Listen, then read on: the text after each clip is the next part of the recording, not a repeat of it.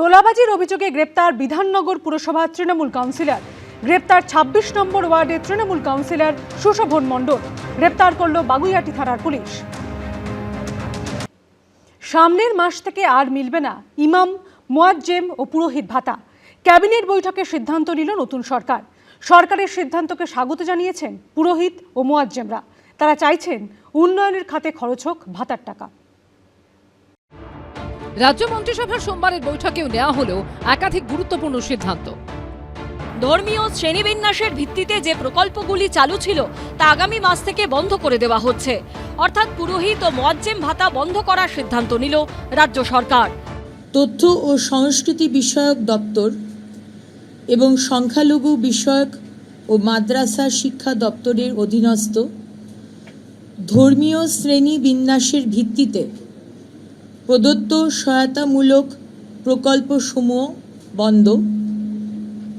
এই মাস চলবে, পরের মাস থেকে এটা বন্ধ করা হচ্ছে।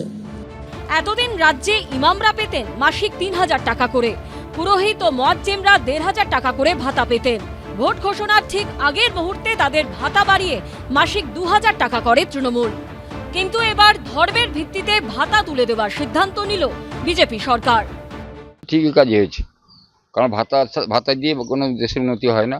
किसी अच्छे काम में अगर लगा रहा है तो ठीक है। ২০১১ সালে রাজ্যে ক্ষমতায় আসার পরের বছরে ২০১২ সালে ইমাম মুয়াজ্জেমদের ভাতা ঘোষণা করেছিলেন মমতা বন্দ্যোপাধ্যায়। তৎকালীন রাজ্য সরকারের এই ঘোষণা নিয়ে কম বিতর্ক হয়নি। এরপর ২০২০ সালের অক্টোবর থেকে পুরোহিতদের জন্য মাসিক ভাতার ঘোষণা করেন মমতা বন্দ্যোপাধ্যায়। বিজেপি সরকার ক্ষমতায় আসার পর এবার ধর্মীয় ভিত্তিতে প্রাপ্ত ভাতা নিয়ে বড় সড় সিদ্ধান্ত নিল। এটা খুব ভালোভাবে দেখছি, কারণ এই ভাতা বা বেকারদের এ দিয়ে কোনো উন্নতি হয় না। সাধারণ মানুষের যত উন্নয়ন হয় আর কি। সরকার যখন আছে যা করতেছে সেটা ভালোই করতেছে। ২,০০০-১,০০০ টাকা ভাতাতে যে তেমন কিছু উন্নতি হয় না, এই জন্য আমার ভাতার প্রতি অত ইন্টারেস্ট নেই। সরকারি কোষাগারের এই বিপুল টাকা বাঁচলে কি অন্য খাতে উপকৃত হবেন যোগ্য প্রাপকরা? প্রদ্যোৎ সরকার, সুদীপ চক্রবর্তী ও বিজন চক্রবর্তী রিপোর্ট, এবিপি আনন্দ।